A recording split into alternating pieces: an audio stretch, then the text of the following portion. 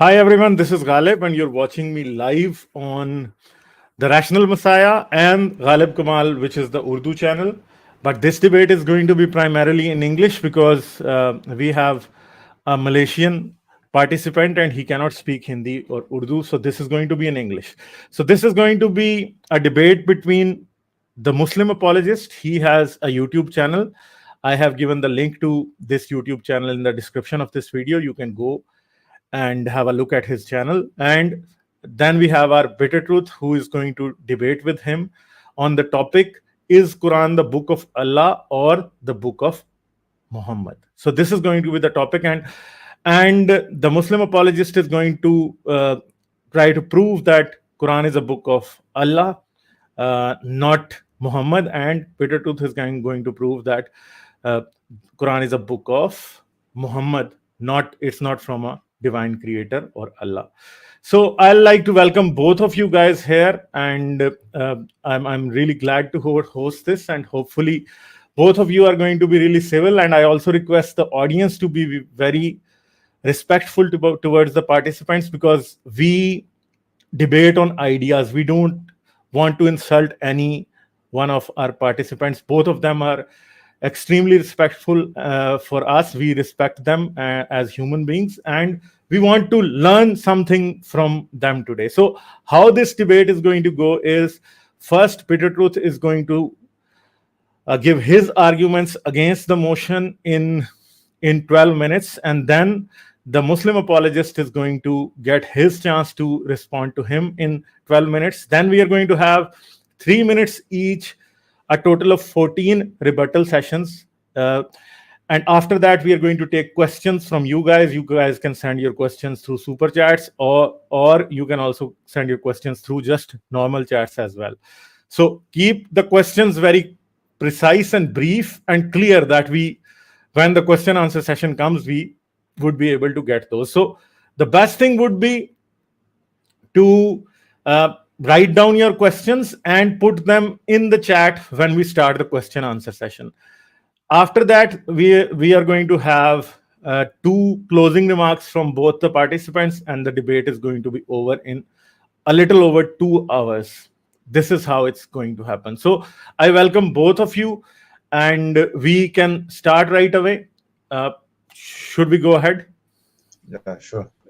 Yes. Okay, Bitter Truth, would you like to start now? Yes. If you please share my screen so I can Okay, start. here is your screen, and I am going to start your timer. Okay. Thank you. All right. So, Just wait, just wait. Let me correct one mistake here. I think there's a slight mistake on my end. Why is the virtual camera not? Wait. Let me reconnect. I'm going to start your sure. timer.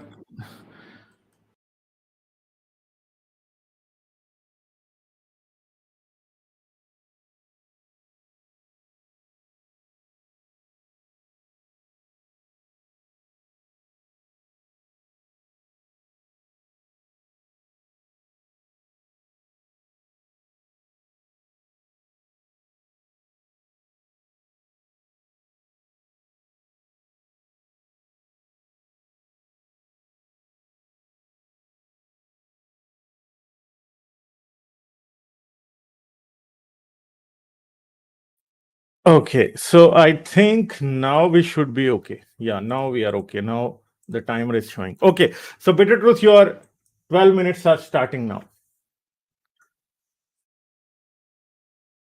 Hello, Bitter Truth. Hello, Bitter Truth, are you there? Hello, Bitter Truth. You are on mute, Bitter Truth. Oh, I'm sorry. Okay. Okay, so I'm going to start your timer now. Okay. Sure. Okay. So, today topic is first. I would like to thank you to Ghalib Bhai, who give me another opportunity on his platform to debate with brother the Muslim, and I would also thank to brother Muslim who accepted my challenge.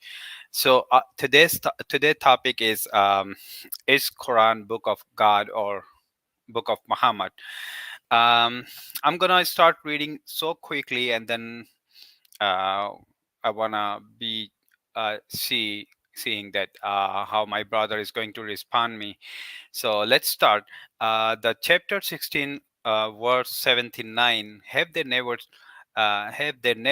noticed the birds how they held under the control in the middle of the sky, where none hold them from falling except Allah? Surely there is a science um, in this for those who believes. Chapter 72, verse 8 to 10. The jinns stealing information from the skies before the messenger and striking them with flaming fire after his coming. And also there is Tafsir ibn Kathir, he talks more about that what happened when the meteors come from the sky, and why the meteors are coming and then striking to the jinns. This is what the Quran says.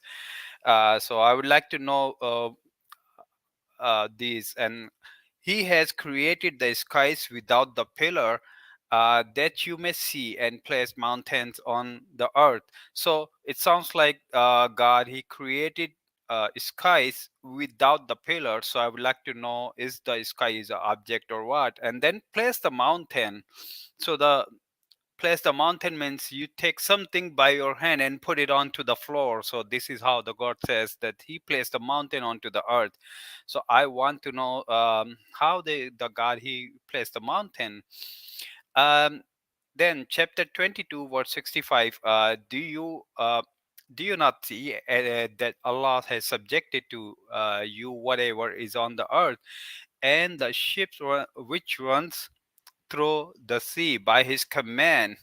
So it's again telling me the God, the ships are running by his command. If the God doesn't give the command, that ship won't be able to run through the sea. And he restrained sky from the falling. So the sky can fall, but the God is restraining sky from falling. So those are the questions Muslim apologist needs to reply. Then chapter 35, 41 words. Surely Allah holds the heaven and the earth. So the earth holded by the God, and they should be displaced. Therefore, if they were displaced, none would be able to hold them after him. So it's telling me the God is holding the earth, and the earth cannot displace because the God is holding. If the God doesn't hold, or just leave it like that, then it can be displaced and nobody else can place it on the place. So I would like to know, is this really a true?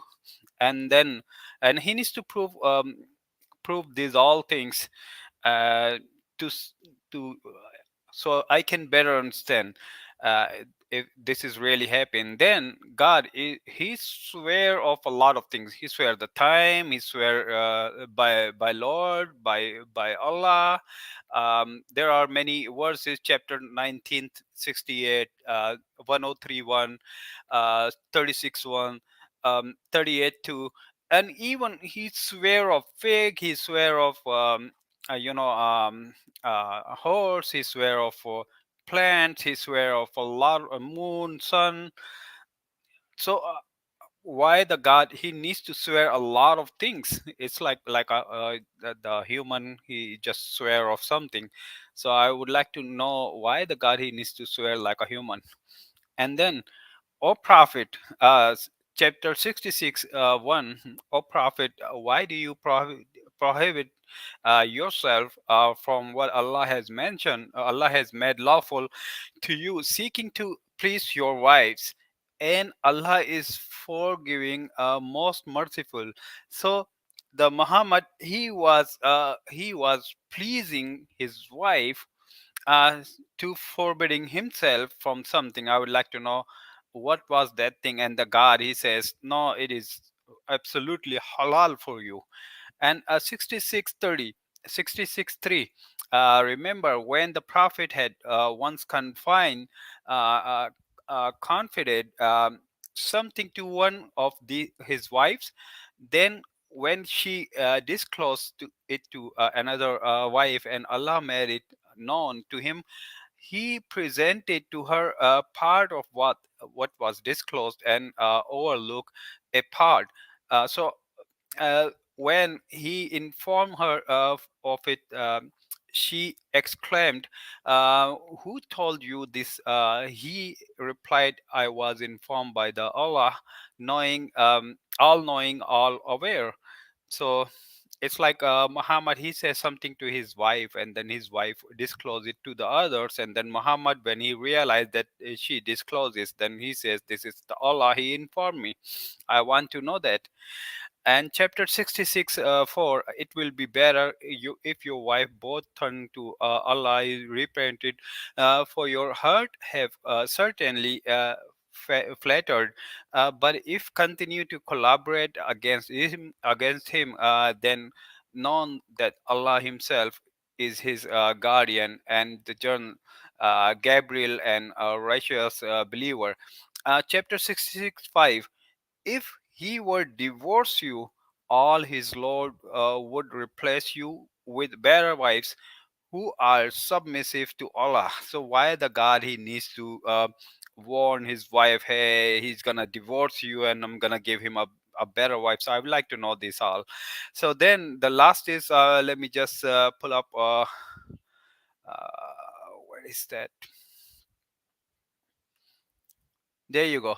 So, chapter 33, verse 50. O prophet, verily, we have made lawful to your wives, to you and to your wives, to whom you have paid their dues, dowry, and those, I mean, those slaves whom right on your right hand possess, whom Allah has given to you, and the daughter of your paternal uncle, and the daughter of paternal aunt, and the daughter of your maternal uncle, and the daughter of your maternal aunt, on who migrate with you, and believing, some believing woman, if she offers herself to the prophet.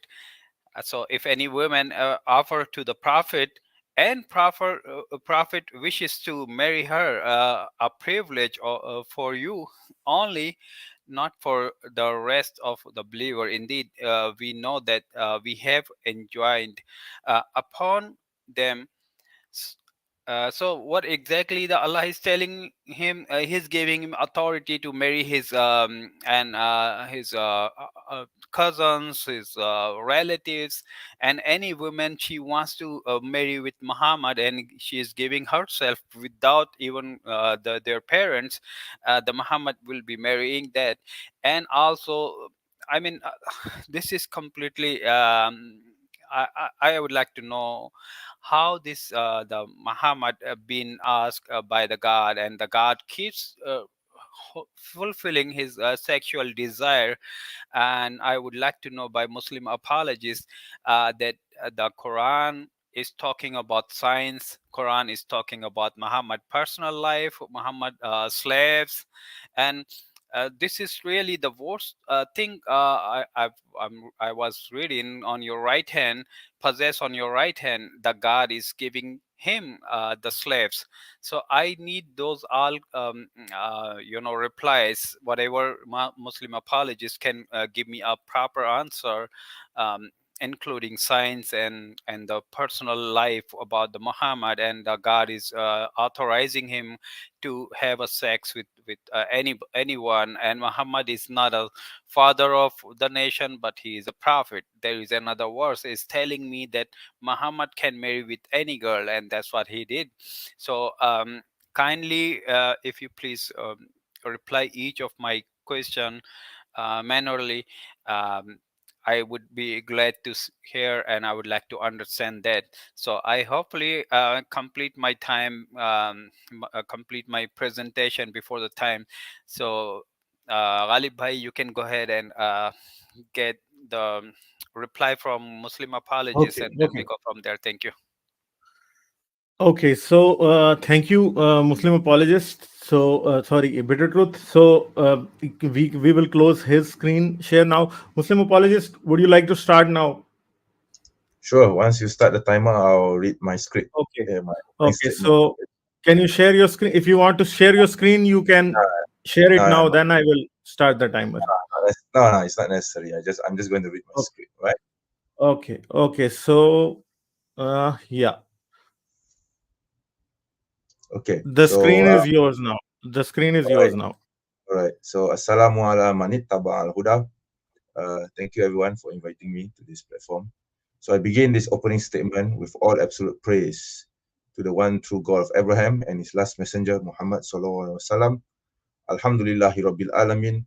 Wassalatu wassalamu ala ashrafil anbiya'i wal mursalin wa ala alihi wa sahbihi ajma'in. Rabbi shrah li sadri wa yassir li amri wahlul 'uqdatam min lisani yafqahu qawli. Amma ba'd. So the topic for today's debate is to answer the question: is the Quran the book of God or Allah or the book of Muhammad? As we delve into this topic, it is essential to first understand what the Quran is and the significance it holds for 1.6 billion Muslims worldwide. As we all know, the Quran is the central religious text of Islam and is believed by Muslims to be the word of God as revealed to the Prophet Muhammad over 1,400 years ago. Now, this belief is based on the concept of Tawheed or the oneness of God, which forms the cornerstone of Islamic theology. But the question that we are here today to answer today is whether the Quran is truly the word of God. While some may argue that the Quran is merely a work of human origin, I firmly believe that it is indeed the book of God. My reasons for this belief are based on several factors which I will elaborate on during the course of this debate. Now, let us consider the historical context of the Quran. The Quran was revealed to the Prophet in the early 7th century, at a time when Arabia was a land of many tribes and religions. The Arabs were primarily polytheistic, and the concept of monotheism was not widely accepted. The Quran challenged the traditional beliefs of the Arabs and presented a new way of life that centered on the worship of the one true God. The fact that the Quran was able to unite the Arabs under a single faith and create a powerful civilization is testament to its divine origin. The Quranic message is consistent with the teachings of earlier prophets and messengers, such as Abraham, Moses, and Jesus, peace be upon all of them. It affirms the oneness of God, the importance of justice and compassion, and the reality of the afterlife. These teachings are not the product of Muhammad's personal beliefs or cultural context, but rather a reflection of God's eternal wisdom and guidance. The Quran's unparalleled linguistic and literary excellence is also testament to its divine origin. The Arabic language is renowned for its complexity and sophistication, and the Quran's mastery of this language is nothing short of miraculous. The eloquence and beauty of its verses have moved countless people throughout history and continues to do so to this day. The Quranic literary style, which employs intricate patterns and rhythms, is so profound that it defies human explanation. Furthermore, the Quran also contains numerous scientific and historical facts that were not known at the time of its revelation. For example, the Quran describes the stages of embryo development, the water cycle, the Big Bang theory, the expansion of the universe, the movement of the sun and the moon, the distinction between the rulers of Egypt during Joseph's and Moses' time periods, and all of this were only later discovered by modern science and historical evidence. These information are not the result of guesswork or conjecture, but rather an indication of the Quran's divine knowledge. The Quranic moral and ethical teachings are also a reflection of its divine origin. The Quran emphasizes the importance of justice, compassion, and kindness, and promotes virtues such as honesty, humility, and forgiveness. These teachings are not the product of human invention, but rather an expression of God's wisdom and guidance. In addition, the Quran has remained unchanged since its revelation, despite numerous attempts to alter its contents. This is a remarkable feat, considering that the Quran was revealed at a time when writing was not widely used and the primary means of transmitting knowledge was through oral tradition. The fact that the Quran has remained unchanged for over 1,400 years is a strong indication of its divine origin. This miraculous nature is attested to by countless individuals throughout history, including non-Muslims who have been moved by its message and beauty. In contrast, those who argue that the Quran is the book of Muhammad overlook the fact that Muhammad himself, sallallahu alaihi wasallam, was illiterate and could not have produced such a magnificent work. They also ignore the fact that the Quranic teachings are relevant and applicable to all times and places, and not just the cultural and historical context of 7th century Arabia. So, in conclusion, the Quran is a book that has had a profound impact on the lives of 1.6 billion people worldwide. It is a source of guidance and inspiration. Its teachings continue to shape the lives of Muslims to this day. While there may be questions and doubts about its divine origin, the historical context in which it was revealed, its scientific and historical accuracy, and its preservation over the centuries all point towards the Quran being the word of God. And as we move forward in this debate, I look forward to hearing the arguments from my opponent and engaging in a constructive dialogue on this topic. Thank you very much. Okay, so you're also done early. So, Yeah. so what we will do now is we are going to get the first rebuttal from Bitter Truth. And Bitter Truth, should I start the timer now? Yes, please. Okay. S- Is my time starting?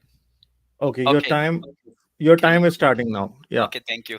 Yeah, so my opponent didn't give me any answer what I raised the questions, but he talks about there is a scientific, science in Quran, and he brings up embryology, and he brings up Big Bang, and he brings up some other thing.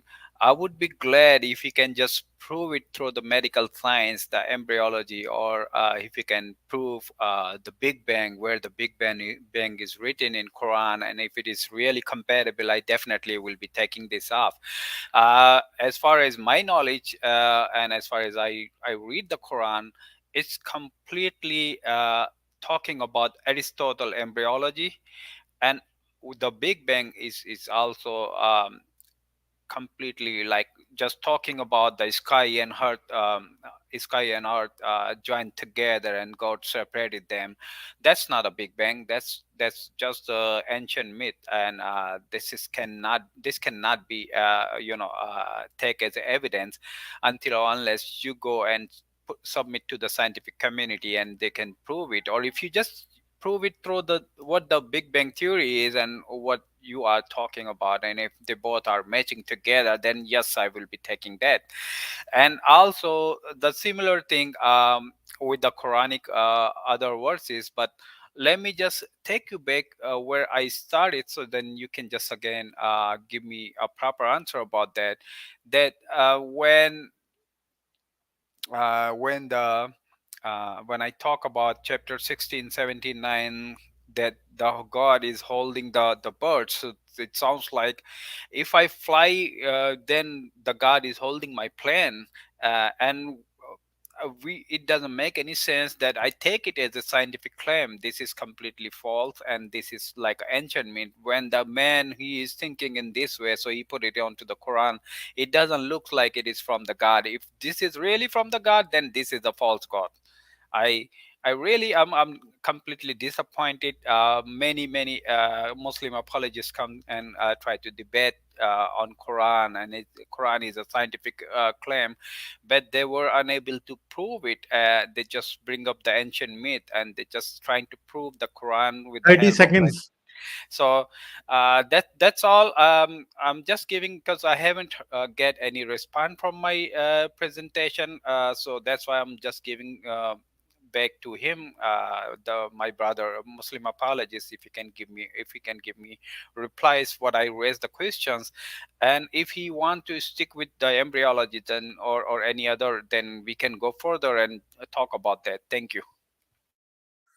Okay, so now the Muslim apologist, now your turn is starting now.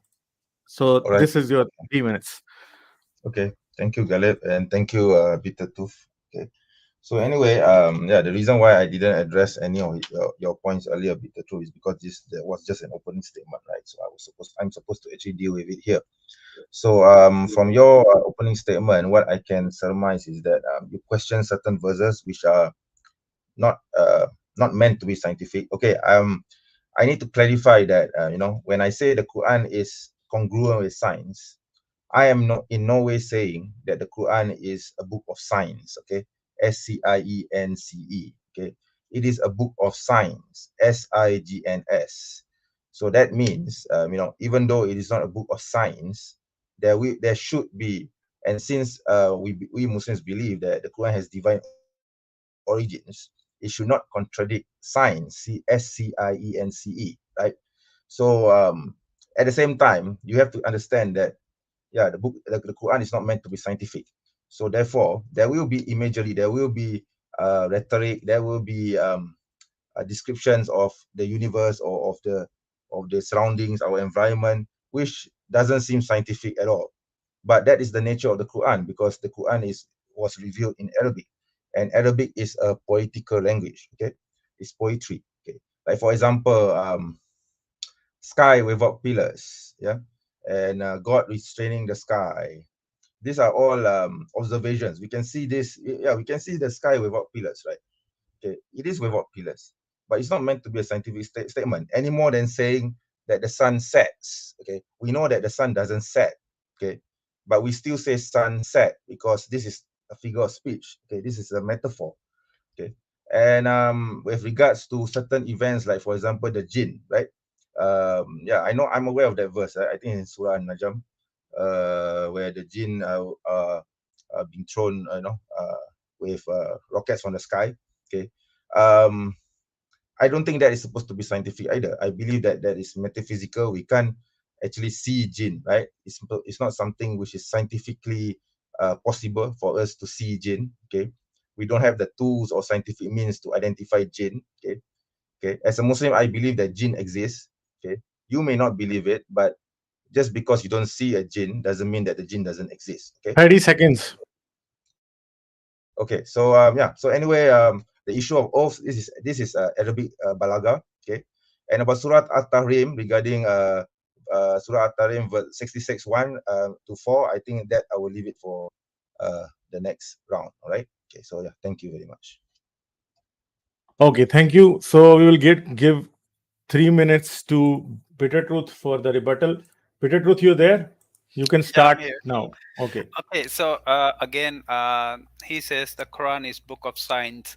Well, the Quran is claiming that the sun sets underneath of Allah's throne. It's a hadith, and then asking permission to rise. And also, there is a Quranic verses. It talks about the sun, the day, you know.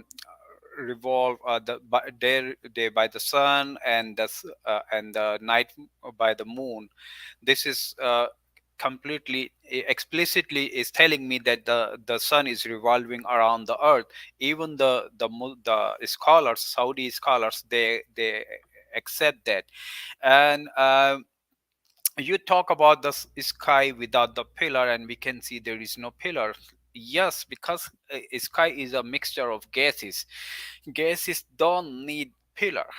So this is completely false claim, and it's unscientific that sky can have a pillar but the guard restraining it to fall.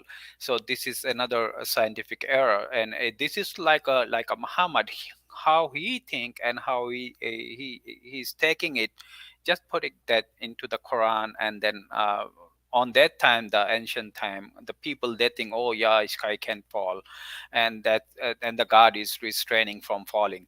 And that's the reason Muhammad, he put it into the similar way. And the hadith itself is talking about the sun is revolving around the earth.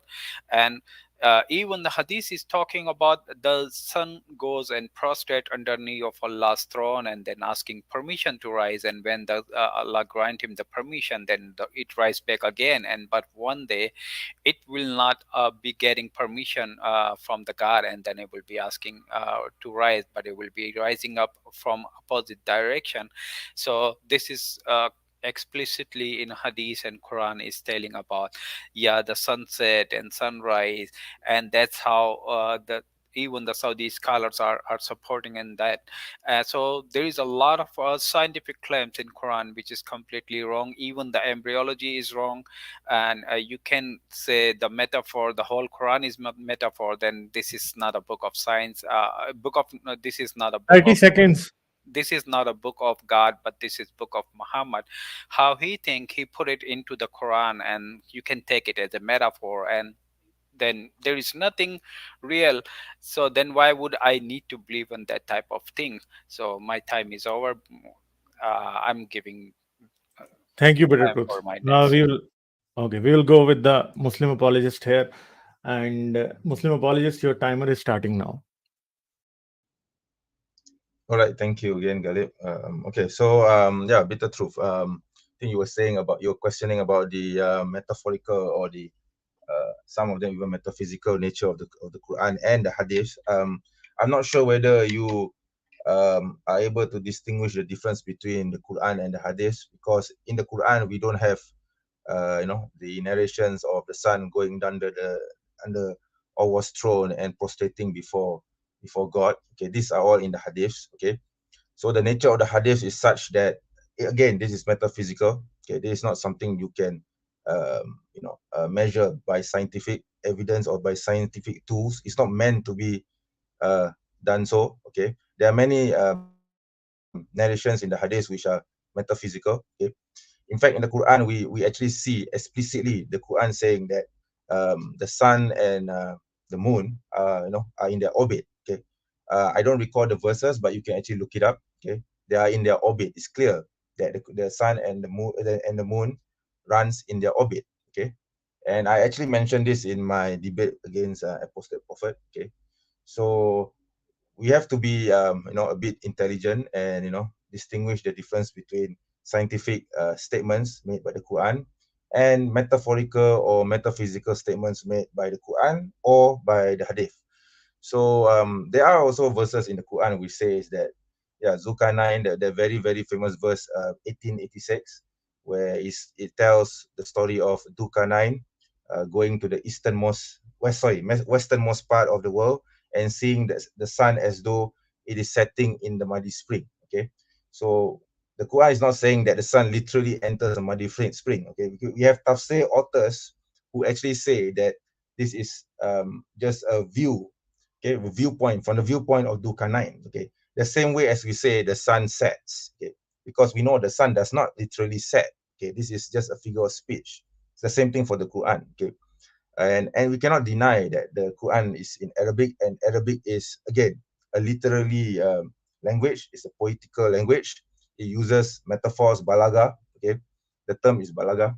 So there has to be an understanding that the Quran is not meant to be a book of science. Okay, I have to stress this many many times. And those so-called difficulties that you 30 may see seconds. in the Quran, yeah, that you may see in the Quran, it can actually be resolved if you understand the history of Arabic and how the Quran uses balaga in its prose. Yeah. And thank you very much. Thank you. Okay, we will go towards Bitter Truth. Bitter Truth, your time is starting now. Okay, Thank you very much. 3 minutes for you. I would like to know where the Quran says about the Big Bang, and if you please show me that it's a scientific fact, because the use in your opening statement you talk about the Big Bang, so you never touch it. I'm just reminding you, if you please just show me that. The other thing, the God, he if the book of this Quran is a book of God, then the God should be abolished the slavery, but the God is maintaining the slavery system, and there is slaves. The historical, if you read the historian book like a Tabri or different, Jalalain, they talk about clearly that what happened with the Jew tribes. This Muhammad, he killed Jew tribes, adopted the money, and that's the time the verses was revealing, and the verses were descending by the God, and then the Muhammad, he was uh, ordering them to kill them and take their women the same day and rape them. This is horrific. I mean, this is not a God book. It looks like Muhammad, he wants to destroy the Jew people. They want to just kill them, and then their females, they would just want to hold even the children and then rape them. It's all in the historian books. If you say that the Quran is not a book of science, then why the God he claims those stupid science, which doesn't make any sense. I'm sorry to say that. To me, to accept as a rational that yeah, this is a God book, oh, God can do the mistakes, or this is just a metaphor. I cannot take that as a metaphor until unless you satisfy me and other Muslim apologists that yes, these all Quranic words is just a metaphor. The other thing, well, when you guys are when the Quran is, if the Quran is from the God is talking about the viruses, about the you know a good direction, a good things, uh, to to cover, like if we abolish the slavery, that's a good thing, we will be taking that. But Quran never said that the slavery system is abolished.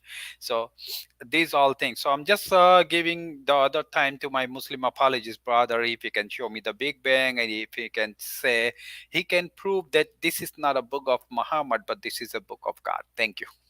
Okay, thank you. We'll give the turn to the Muslim apologist, and the timer starts now. Okay, thank you again. Yeah. If I miss anything, I'm sorry. Right, just repeat again. Just repeat in the next round if I forget, if I miss out anything. Right, because I can't follow everything all the time. My mind works a bit slow. Okay. So anyway, to answer directly your question regarding which verse talks about the Big Bang. Okay. You can actually read this. Yeah, read. I have this. Yeah, it's in Surah. Uh, oh dear, wait. Yeah, it's in Surah. Wait, let me see. Oh dear, what happened to this? Yeah, it's in verse. Sorry, it's in Surah 42. Chapter 42, verse 5. And also this verse, unfortunately, there's no. I don't know why there's no reference here, but the verse says, the translation of the verse says, "Do not the unbelievers see that the heavens and the earth were joined together before we clove them asunder." So this is pretty much an indication of the Big Bang, as as we currently now know, okay, by scientific evidence today that we have. Okay, so going back to other issues, I think you were talking about slavery. I'm not sure how slavery is related to this topic, but since you want to ask me about it, yeah, I'm very much happy to oblige. So anyway, slavery. Okay, I don't see slavery as a moral or immoral issue. Okay, because slavery was an institution which was part of the society, part of the economic structure. So to dismantle it all at once would be very, very difficult, especially in 6th century Arabia. Okay, so what Islam has done is to actually dismantle it bit by bit. Okay, the Quran was set up in such a way by God, in such a manner that when a Muslim does a bad deed, he has to manumit his slaves. When a Muslim wants to do kifara, wants to he can't fast, or for example, or he can't do certain ibadah, certain acts of worship, he has to free his slaves. And Muslims are taught to treat their slaves well. Okay, and to always treat them with kindness and mercy. Okay, this is something which is absent, okay, in the the Western culture, the Western civilization. Okay, they treated their slaves very cruelly. Okay, and this is absent from Islam. Okay, compared to how Muslims in the past treated slaves. Okay, Muslims Okay, were way right. Okay, yeah, so Muslim apologist, you have last 30 seconds. Actually, there was an error on my end. oh, all right. The timer got reset. Oh, so you have last 30 seconds. Yeah, Please sorry, continue. I kind of, Okay, no, sorry, but I'm I sorry. kind of lost my train of thought just now. Okay, but anyway, I think I must have missed out something. But anyway, I'll just stop here. Sorry for Okay, okay, then we will give the chance then to we Bitter can Truth. discuss, right? Okay, thank you, Yeah, thank you, thank you. yeah, right. Okay, Bitter Truth, it's your turn now. Yeah. Thank you, Muslim apologists. But can you, Ghalib bhai, share my screen? I just wanna show him. The verse that he was referring to is Surah Anbiya verse 30, I think. Yeah. This is chapter 21 where it says, is this the one? Surah Anbiya is chapter 21. Yeah. Yeah, 21 verse 30. 21:30. Yeah. I can share it if you want. Oh yeah, can you please? Because I couldn't Yeah, find I it. can Can, share and it. can you please I will reset share my it. time? Okay. Because Okay. Wait. Wait. Yeah. Okay. If the Muslim apologist allows it, then I can reset your time. Sure, go ahead. Okay. I'll reset it then. okay, Okay. so this is what the Quran says. Do the believer not realize that heaven and the earth were once one mess, or joined together? We split apart. So this is completely false. Why? Because we know 14 billion years ago, when the singularity become a multi universe, on that time there was no earth existent. Earth wasn't exist till 9 billion years. Earth formed after even the sun formation.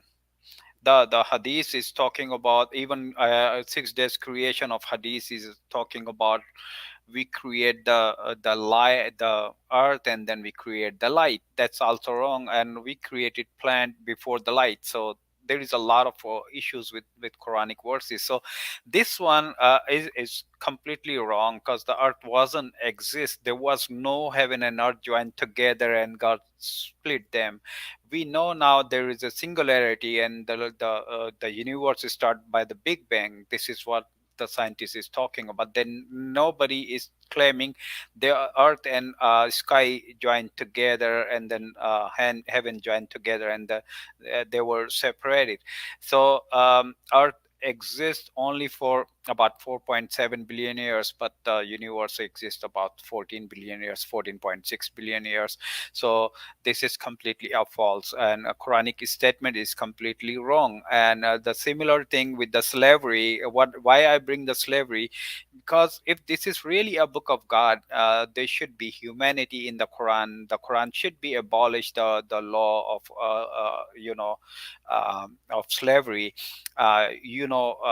That slavery never been abolished during the time of Islam, time when the Muhammad he was alive. He never said that, but he was just keep killing innocent peoples, and then raping their women on the same day, same time, and which is hilarious, which is horrific, that someone has been slaughtered, and uh, these people who the killer are raping their child, their daughters, and their wives on the same day. This is injustice, and this is not the God. God should be very pleased to the 30 human. seconds. God should be pleased to the human being, and God should be abolishing, and not to reveal or not to success the Muhammad sexual desires, but to uh, command to for the humanity. So thank you. Okay. So we will give a chance to now give the turn to Muslim apologist. Can I share my Okay. screen? Yeah. Yeah. You can share your screen. Yeah. You can. Please. Okay, I'm going to share my screen about the Big Bang. All right, this is from space.com. Okay, Okay. Okay. can you? Okay. Should I reset his timer? Would you allow that, Bitter Truth? Yes, please. Okay. Okay. We will reset his timer. Okay. Okay. Yeah. Okay, so I'm reading the definition of the Big Bang theory. All right. Okay, just the first paragraph. So the first paragraph says the Big Bang theory is the leading explanation for how the universe began. Simply put, it says that the universe as we know it started with an infinitely hot and dense single point that inflated and stretched, first at an unimaginable speed and then at a more measurable rate over the next 13.7 billion years to the still expanding cosmos that we know today. So it started from a singularity, right, that exploded and stretched. And in fact, if we read in, I forgot to actually mention in Surah Al-Dariyat, chapter 51, verse 47, the translation says, "We built the universe with great might, and we," here means Allah, are certainly expanding it, meaning the universe is expanding. So I don't see how does this contradict what we know about the universe. Okay, so I think my point is still valid that the Quran does indicate in some way that the Big Bang is valid, and that definitely the Big Bang is in the Quran, and that the universe is expanding. So now the question would be, how would the prophet, if the prophet really wrote the Quran, okay, would know about this? Something that we only in the 20th or the 21st century only know now. Okay, that's the first question. Okay, now regarding slavery, okay, I need to correct my opponent regarding this. Okay, slavery at that time, it wasn't that easy to just simply dismantle everything. You can't just simply say, okay, I'm going to ban slavery tomorrow.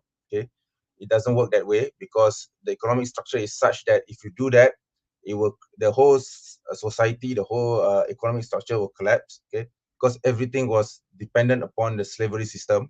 But like I said, Islam had the goal of eventually diminishing and removing slavery. Okay, in fact, if you look at history in the Muslim world, okay, by the time and you compare it with Western history, okay, during the time of the civil war between uh, in the US, between the North and the South, they were fighting over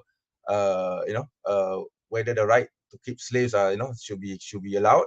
In the Muslim world, the reduction of slaves was already happening. Okay, of course, the Ottoman Empire had kept a few slaves. Slavery was still around, but it was 30 already seconds. going, was already being reduced. Okay, and like I said, the treatment of slaves is such that you cannot compare the treatment of slaves in the Muslim world with that of the West. Okay, and with regards to the other points, I think I'll leave it to the next round. Okay, thank you very much. Okay, then we will move to Bitter Truth. And yeah, Bitter Truth, your time starts now. Yeah. I think this is a good excuse that that slavery cannot be abolished, and I was remain during the World War One and Two, or bring up with the other things. This is a great excuse, but I still it's a remaining an error, and this is telling me this is a book of Muhammad, not book of Allah. If this is a book of God, then God should be abolished the law right away.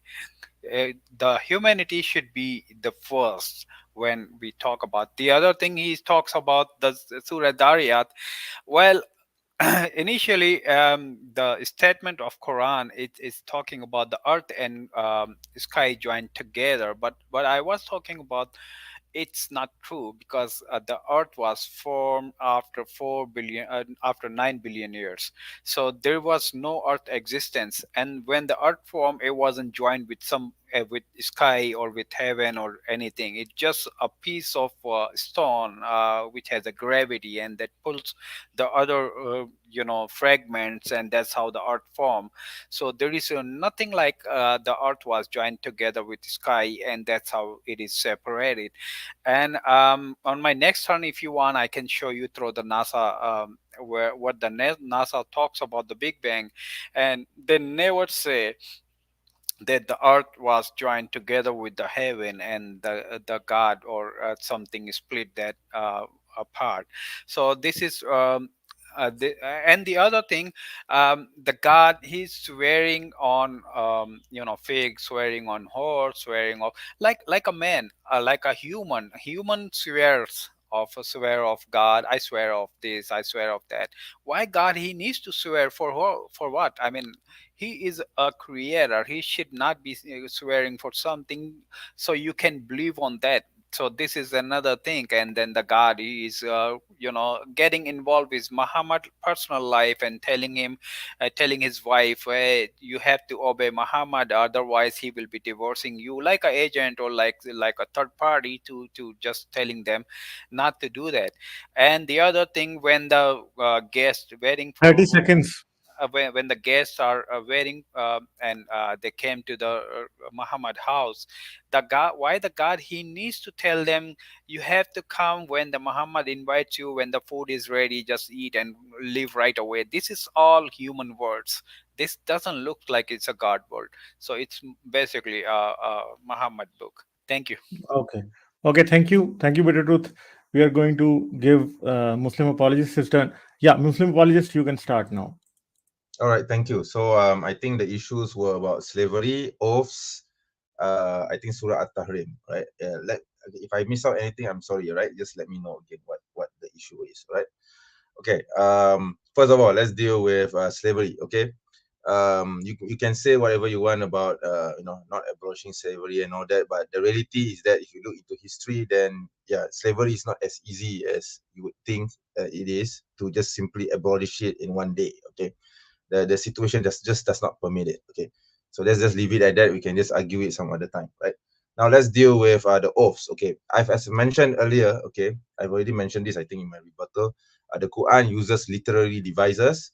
So one of the literary device is called balaga. So one of them is by using oaths. Okay, so the Arabs at during this time of the Prophet Sallallahu Alaihi Wasallam, before the Quran was revealed, they used to write poetry, composing, oh, by the plants, by the tree, by the this, by the that. Okay, so the Quran came and yeah, introduced something better, and it adopts the literary device of the Arabs. Okay, and yeah, so it is not unusual for the Quran to use the oaths. It's not an indication of whether God Almighty is subservient to these things or whatever. It's just you adopting the literary device, the balaga of the pagan Arabs, and basically challenging them to do something better.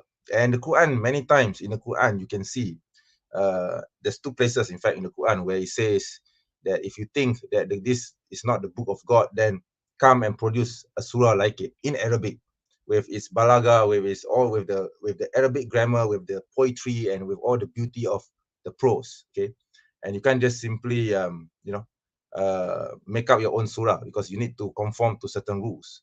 And the Quran defies all these rules, and yet produces is a literary work which exceeds whatever it is that pagan Arabs at the time could produce. In fact, if you think about it, why was it that the pagan Arabs would rather go to war against the Muslims rather than just simply disproving the Quran by creating a surah like it? Okay, that's something to ponder upon. Okay, and then regarding Surah At-Tahrim, okay, this is a bit tricky to explain in 30 just seconds. seconds, right? So basically, is basically just something which Allah, which God Almighty was telling the Prophet not to do. And there are some instances where the Prophet's incidences are mentioned in the Quran, but not all of them. Most of them are in the Sirah.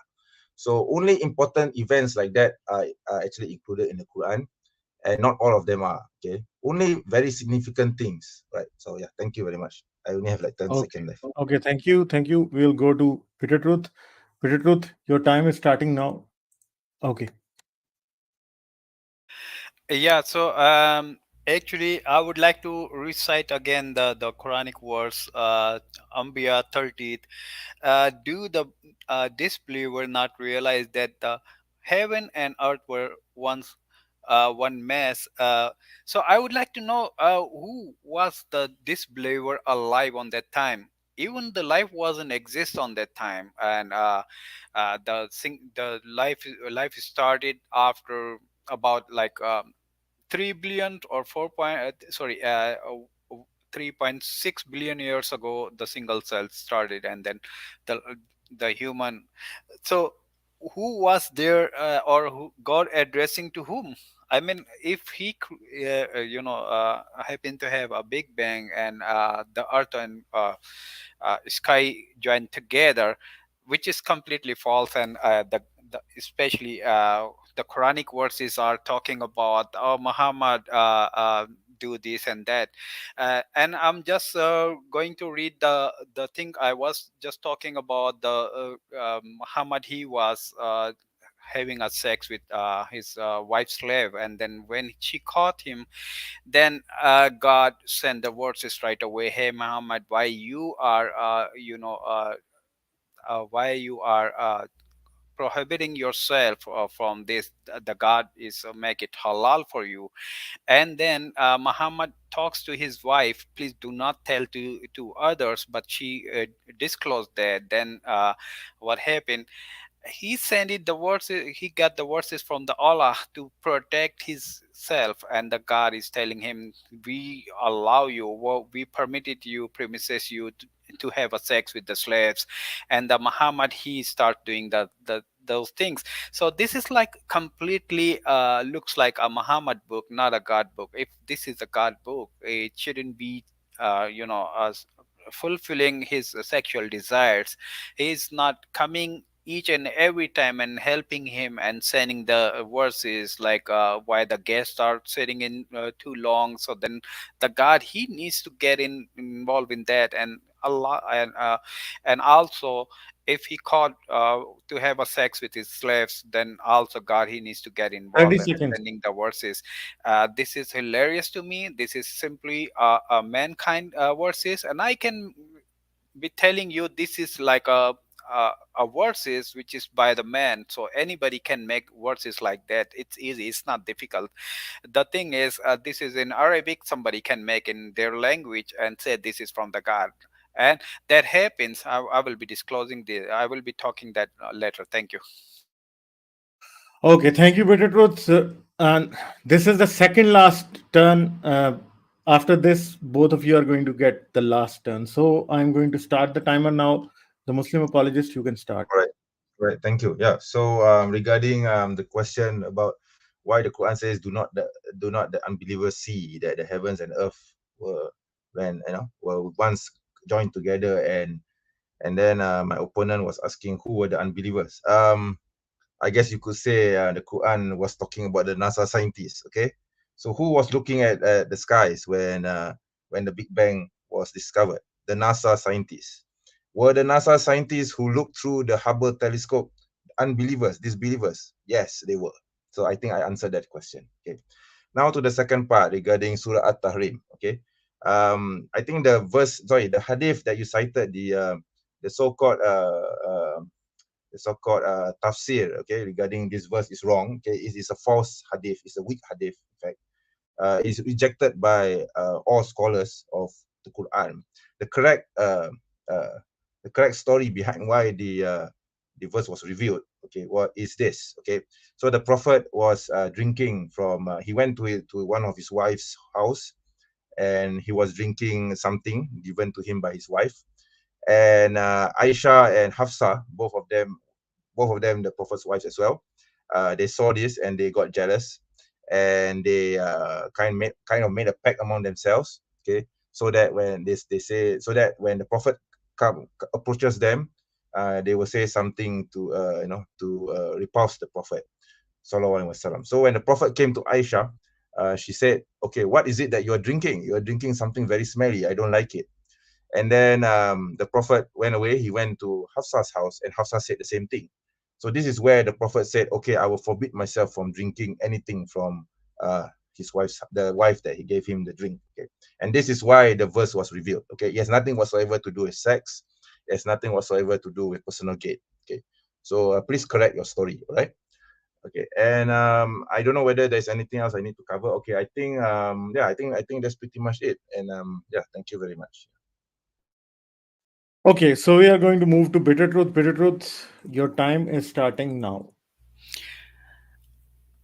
Wait, yeah, All it's right. starting now. Okay, so it's not just a weekend hadith, but this is written in Tafsir ibn Kathir, Jalalain, and the other authentic books where they talk about the similar thing. The God is forbidding the Muhammad, he forbid him himself from the slave girl to have a sex with her, and the God. Comes and say, why do you forbidden yourself? God make it halal for you. That's not about the honey, that's not about those things. I know what you are talking about, but when you read in a sequence, it's the words itself is telling about who was that and why the God forbidden that. And the other thing, you were talking about again the Big Bang, and you say it's a NASA. Can you please share my screen? I just want to show him real quickly something. So this is from the NASA. The inflation, you can see the quantum fluctuation, and you can see, well, the NASA never claimed that the Earth and heaven joined together. The NASA even contradicting with the Quranic verses. NASA is talking about the life, the Big Bang happened from the singularity. There was no Earth, there was nothing. What, only the dance. the mixtures of gases and the other things. It's a high dense singularity, and somehow it is blown, and that's how the universe started. And the earth formed after 9 billion years. So this is the earth even wasn't exist. So if you are referring NASA, then you have to take the word from the NASA, not from the Quran is completely wrong in this way. And the other thing, I would love to have another debate with you on a slavery. I can prove that the Quranic verses were simply talking about the slavery, and Quranic verses were talking about those verses where Muhammad he prohibited himself, and then Allah he says you can have a sex with your slaves. I have bunch of things right now. I can't show you, but definitely I can come back with another time, and I can 30 show you seconds. that this is all about the slaves. And right now, uh, the remaining questions, uh, the remaining questions are on you. If you can just respond them all with the proper manner, that the Allah holds the earth, Allah holds the birds, restrain it from the falling, even the sky restraining from the falling. Those are simply a man-made religion, or the Muhammad book. Thank you. It's time. It's time. Okay, so this is the last rebuttal. After that, we are going into the question answer session. So your time starts now. The Muslim All right. apologist. Okay. All right. Thank you. All right. So anyway, I mean, I was just saying in tongue in cheek. I'm not sure whether it was NASA scientists or some other scientists who actually saw the Big Bang or came up with the theory of the Big Bang through the Hubble telescope. But regardless, they were definitely not Muslims. All right. So the Quran is still right. Okay. So regarding slavery, yes, I think this is something that should be discussed as a separate debate. I think it's not. I don't think this is relevant at all to the topic, because regardless whether Islam allows for or doesn't allow for slavery, it still doesn't answer the question whether the Quran is the book of God or written by the Prophet. Okay, so I don't think it's really that relevant. Okay, and with regards to Surah At-Tahrim, yes, of course there are tafsir authors who say who cite this the second story, but that doesn't mean that the second story is true. Okay, we have other authentic narrations which say that it is nothing to do whatsoever with sex. Okay, and the so-called sex story behind Surah At-Tahrim has been disproved by scholars, and I reject it. So there's absolutely no point for you to cite it and uh, use it as evidence when I myself don't believe and don't accept that evidence, because that evidence to me is not evidence. Okay, it's false. Okay, and with regards to other metaphors of the Quran, like I mentioned, the Quran it's not a book of science, it's a book of science, SIGNS. Okay, so if you're expecting the Quran to talk about singularities, particles, atoms, gravity, then you're reading the wrong book, because the Quran is not a book of science. Okay, therefore Quran uses vocabulary or terminology or descriptions which are only known to the people at the time and can be understood by anyone throughout the ages. Okay, I mean, if you're going to talk about gravity, particles, singularity, atoms, gravity, planets, yeah, if you're going to use scientific terminology to people who were living in the 6th century, I don't think they will understand the Quran at all. Okay, so it absolutely doesn't make any sense for the Quran to use this terminology. That is why Quran says heaven and earth. Okay, so we understand heaven and earth to be matter, right? To be particles of that composes of heaven and the 30 earth, when seconds. right. So this is the terminology that Quran uses. It doesn't mean that the Quran is unscientific. It doesn't mean that the Quran doesn't understand the universe as we know it. Yeah. Okay. So yeah, thank you very much. Okay, guys. So this session is over. In this session, we were taking the rebuttals from both our participants. So in the next session, we are going to take questions from the audience. Most of you have already sent the questions, and we would have a total of almost 40 to 45 minutes for the questions, and we will give 2 minutes to the each participant to reply to a question, because I think it's unfair to have the answer from just one participant. So we are going to have an answer for each question from both the participants, that both get a fair chance to on the question and provide a perspective. So if the question is directed to one participant, I'll put the question first to that participant, and the other person would have the reply to that question in the second turn. So 2 minutes each for each participant to reply. So I'm going to bring the questions to the screen. So I think this question is for the Muslim apologist. It is from MG, and MG is saying that, uh, holy guest, can you manufacture Boeing using your holy book? If it is not scientific, how is it relevant? Metaphysical is the new buzzword. So, Muslim apologist, can you just quickly apply to this one? I mean, I think it's kind of a strange question, because you're not going to I mean, if you are going to refer to a, I mean, you're going if you want to cook something, you're going to refer to a cookbook, right? You're not going to go to a scientific book, right? So the Quran is meant for the soul, is meant to be a spiritual book, is meant to be a healing. It's a mercy for everyone. So yeah, you're not going to find anything in the Quran which talks about how to manufacture a plane, okay, or making a car. Then you're reading the wrong book, okay. Yeah. Okay, so that's it. Can we get the reply from Bitter Truth now? Sure. You can't build the Boeing, or you can't have, you can't have any signs you can find, because on that time the sign wasn't established enough. And Muhammad, what he heard, he just put it into the Quran, and sometimes he's getting help from Abdullah, who was the first, his khatib, and that's why the Quran is completely a book of human. Can you please share my screen for a second so I can just show him? Yeah. Okay. Okay, look Okay. at this. Muhammad, he prohibited himself from thing. He said it's a honey.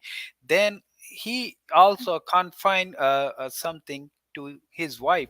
So this is basically, he was telling to his wife, please do not tell this to the other wives. But she disclosed that, and that's why the God involved, and giving them the warning: if you don't repent your heart, and if you don't get back to the Muhammad, then God will be giving him a better wives, and he will be divorcing you. Why it's all happened because of that, because he had a sex with the slave, and he was red-handed caught by his wife.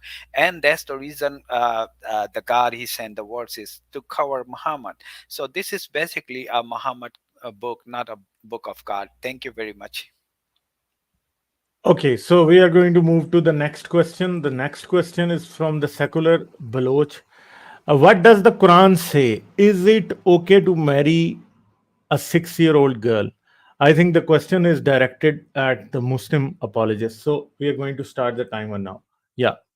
Okay, so actually, I just had a debate about this last week with this atheist called Tijam. Okay, I mean, what I'm going to say here is basically a repeat. All right, so basically, the Quran says, or what we Muslims believe, the whole body of the Sunnah, not just the Quran but also the Hadith, the Sunnah, is that Muslims are supposed to marry someone. I mean, a woman only reaches marriageable age when she reaches puberty. Okay, so usually that is around 9 years old. It can be as young as 9, or it can be as old as 18. Okay, so in the Western world, they fix the age. Okay, because to us Muslims, that is not a good measure of determining puberty. Okay, because a number is just a number. You can actually reach puberty if you are young, when you are younger. Okay, depending on your region, depending on your locality, depending on your climate. Okay, like for example, in my country, okay, in Malaysia, okay, in the past,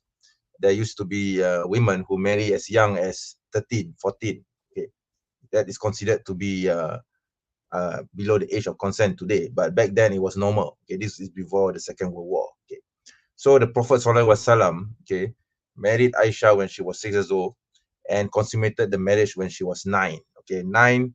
Why did the Prophet? Then the question would be, why did the Prophet waited for 3 years before he consummated the marriage? The answer is because Aisha has not reached her puberty until she was 9 years old. Okay, so yeah, so there is no issue at all with the marriage of Aisha. Okay, and this happened 1,400 years ago. So you cannot use the standards of today and apply it to the past. Okay, that is called the fallacy of presentism. Okay, thank you very much. Okay, thank you. We'll take a reply from Bitter Truth. Bitter Truth, your time starts now.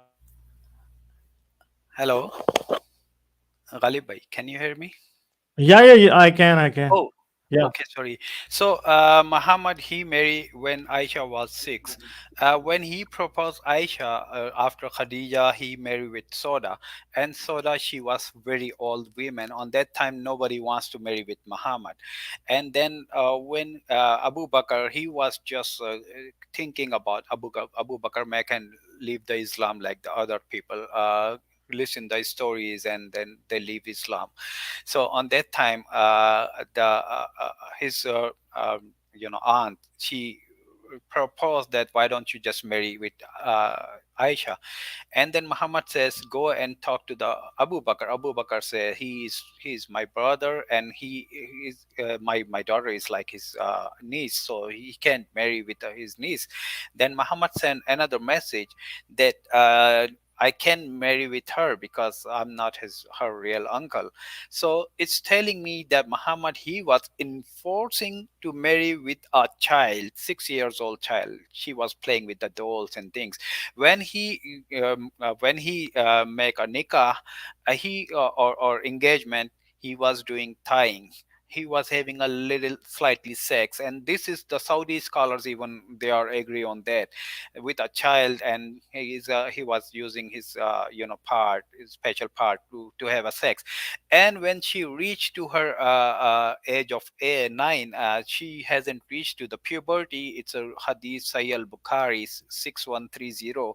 It is completely telling is that the Muhammad, he was looking the Aisha, and she was watching the game, Ethiopian game, and she hasn't reached her puberty. So there is no excuse that It's time. she reached the puberty, and then he married. So this is a lie. Thank you. Okay, thank you. Okay, we are going to take the next question, and it is from Neutrino. Neutrino has asked, how scientific is we made all living beings in pairs? So that really, how sign or sign, how is it a sign or it's a scientific claim? This is, I think, what he means to ask. So, Bitter Truth, would you like to go to this first? Would you like to take Yeah. on, So because there's no, or not more questions are going to the Muslim apologist first, so you take it first and then we are going to get a reply from the Muslim apologist. Okay, you, okay. okay. When we study on the living organism, there is a many of living organism without the pair, but the Quran itself is talking about we send every single living organism with a pair, like bird with the bird, male and female bird, and animal with the animal, it's a pair. But now we know jellyfish, and there is a salamander, and there is a lot of animals. They live alone, and they do have a reproductive system. That's how they can have animals, so they can just breed the animals and breed this. So this is unscientific. In Quran is written, this is not only the one thing, but there is hundreds of things, like God is sending the angels are throwing stars, which is a meteors, towards to the jinn.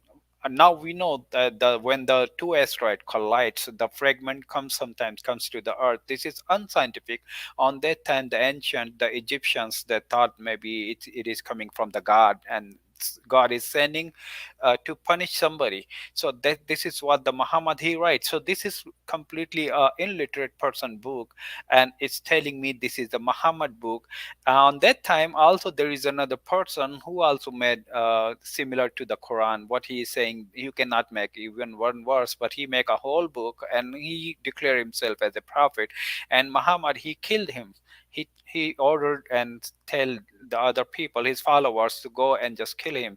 And Muhammad, he had a sexual desire with Sophia. He killed Sophia's husband, Sophia's father, Sophia's every single tribe person, and he captured her land, and he also raped her. So there is a It's lot of time. things I can say. Thank you. Okay, it's time. Okay, so the Muslim apologist, would you like to reply to this? Your time starts now. Sure, sure. I think this is an indisputable scientific fact that everything is created in pairs. Even species which have no specific male or female distinction, even they have to have organs which uh, mimic male and female organs, and they reproduce in that way. Even in the smallest organisms, okay, even in single cell organisms, they will have to split itself, and it becomes a pair. So this is actually what the Quran alludes to. Okay, and with regard to the jinn and the comet and all this, I've already mentioned this is metaphysical. This is not meant to be scientific. Of course, we know that comets come from the sky. They are from dead stars. Dead stars that collapse and go lose their orbit and fall to Earth. Okay, this is a non-scientific fact. Okay, but like I said, the Quran is not meant to be a science book. It's not going to tell us about gravity, comets, particles, atoms. Okay, if you want to impose this understanding upon the Quran, then you're reading the wrong book. Okay, thank you. Okay, we are going to take the next question, and the next question is from individualist, and this question is like this: that why is Quranic language in the Makkan chapters meek and humble compared to the Medinan, the chapters from Medina? What happened in Medina that the language became so harsh? So, Muslim apologists, would you like to reply to this first? Sure, sure.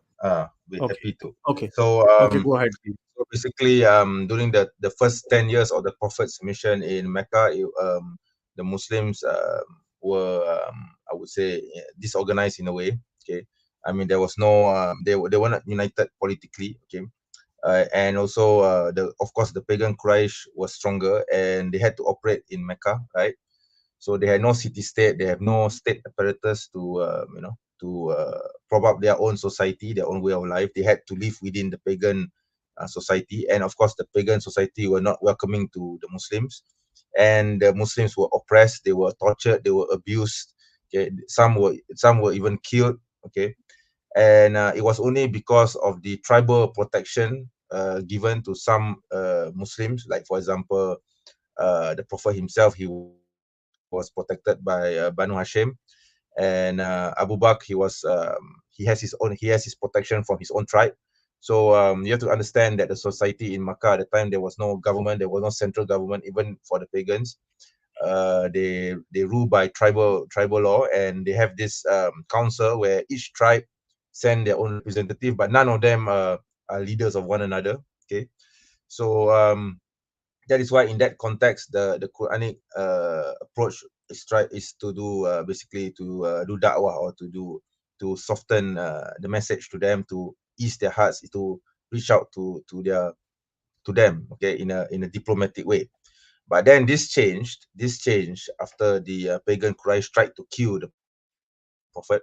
Okay, they tried to assassinate the Prophet, and the Prophet did his hijrah from Makkah to Medina. Okay, and when the Prophet arrived in Medina, he became the de facto leader of this state. Okay, of this new Muslim state. And the Prophet Sallallahu Alaihi Wasallam, through revelation So and it's through time. Hmm. the Sahaba, he organized everything, and of course things change, and therefore, yeah, therefore, Your time is actually, you are going over time. okay, sorry, yeah, okay, yeah, okay, that's Okay. all. Okay, Bitter Truth, would you like to reply to this one? Yes, the Okay. thing is, individualist, when the Quranic verses came into the Makkah, on that time, Muhammad was alone himself, and he was claiming himself that he is a messenger of God. And when he become stronger and he become in majority, then he becomes psychic, and he was just ordering anyone whoever is against him or oppose him, even though if someone just say this is not a book of Muhammad. This is not a book of God, book of Muhammad. He doesn't have a tolerance, and he was just ordering to kill, like what he did with the tribes, the Jew tribes, Banu Kaneka, Banu Kharesa, and the other tribes. He killed all of them and captured their lands and take their money off, and also they rape their children. So this is what Muhammad himself. It was just whenever he wants, he just say, "Oh, I got a jailbreak." Like he just when he went to ask the money to one of the Bani Kuneka person, and he was just say, "We're gonna have to discuss and come back to you when they come back." And they said, "We are ready to give you the money, but just give us some time." And when they go back, and then Muhammad, he says, "Oh, I gotta go." And then he says, "Oh, there was a person from this tribe. He was just throwing to the stone to kill me." And then the Sahaba, Ali and Abu Bakr, said, "We never see anybody." And he said, "No, it's the Jibril. He sent me the message." So it's not basically Jibril. Right now, we know this type of stories are not even gonna be acceptable with any of the society on that time, because those people were illiterate, and that's the reason they were just bringing up and then they're accepting that. Thank you. Okay, so we are going to move to the next question. So MG has asked, uh, it's a question, dear guest, why is there no mention of dinosaurs in the in the holy book? They existed for so many millions on the face of earth. So I think he means that if Allah had created the dinosaurs, why did he forget to mention them in his holy book? So Muslim apologist, would you like to reply to this one? Yeah, I can give a short reply because they are not important. We don't need to know about dinosaurs. Yeah. So Bitter Truth, would you like to reply to this one? Yes, because on that time, Muhammad, he doesn't know about that there is a dinosaurs, and he thought there is a jinn. And this is what the Quran says, that we created jinns and sent it to the earth, but they were fighting each other. Then God sent the angels.